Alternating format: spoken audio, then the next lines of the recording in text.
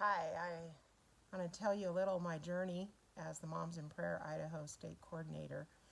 It's been about 6 months, and God is really working some new things in my heart, and I want to share those with you. It began in March 19th.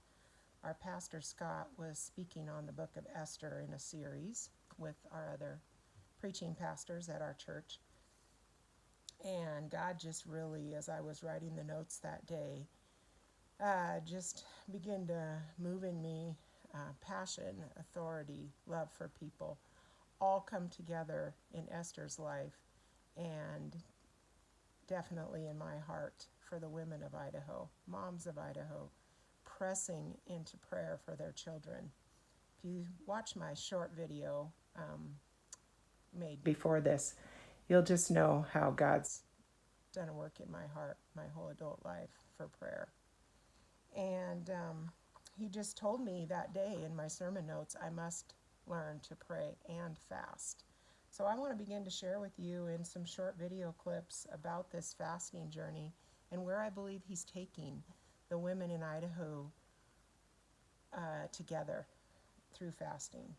He just told me that day I must pray and fast. One, for my loved ones who don't know Christ and don't follow him in earnest devotion. And two, to see Moms in Prayer growth in East Idaho specifically, but to open doors for continued growth for us to pray for the salvation of children in this state. And so in April, I began this journey with a book suggested to me by a college-aged young disciple of Jesus called Desiring God by John Piper. And what I got from that book was I must desire God more than I desire food. I like food.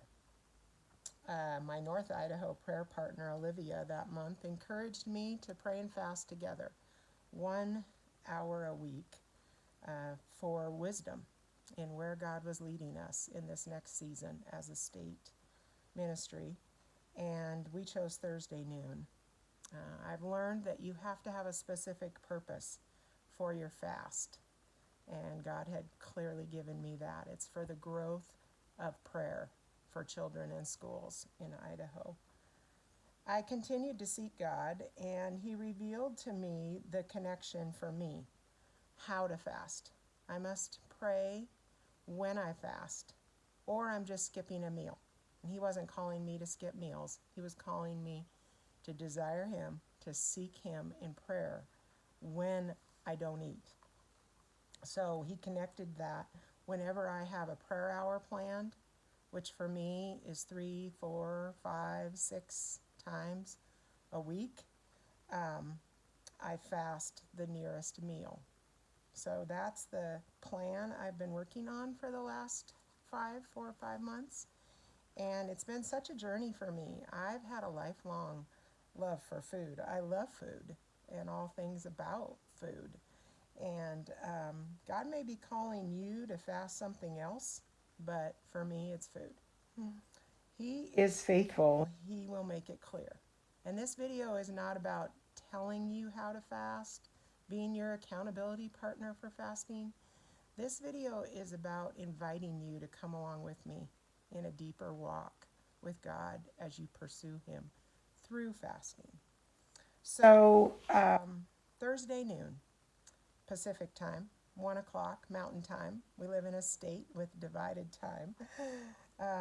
Join me in prayer and fasting. If you feel God calling you to pray and fast for the salvation of children and schools in Idaho, join me Thursday, 12 o'clock, 1 o'clock.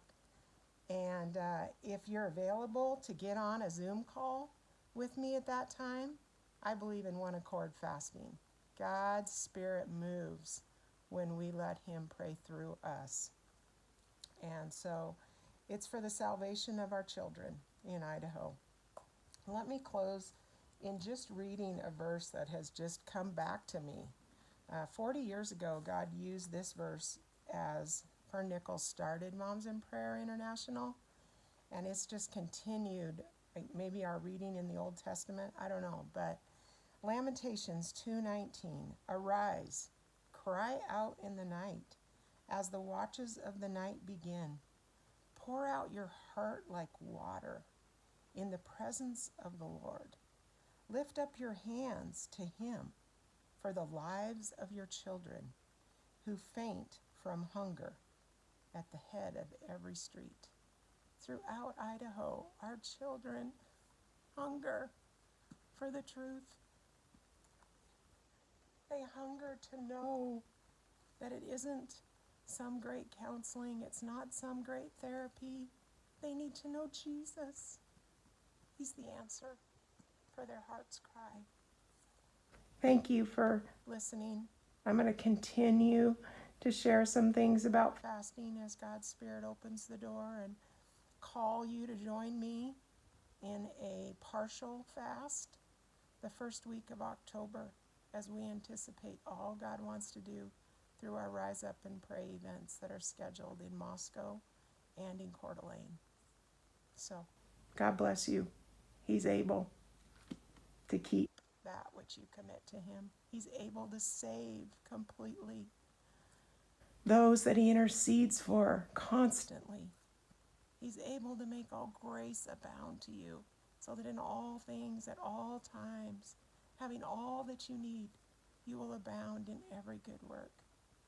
He's able to do immeasurably more than all you ask or imagine, according to his work, his power at work within you. God is able. Join me on this journey. It's worth it.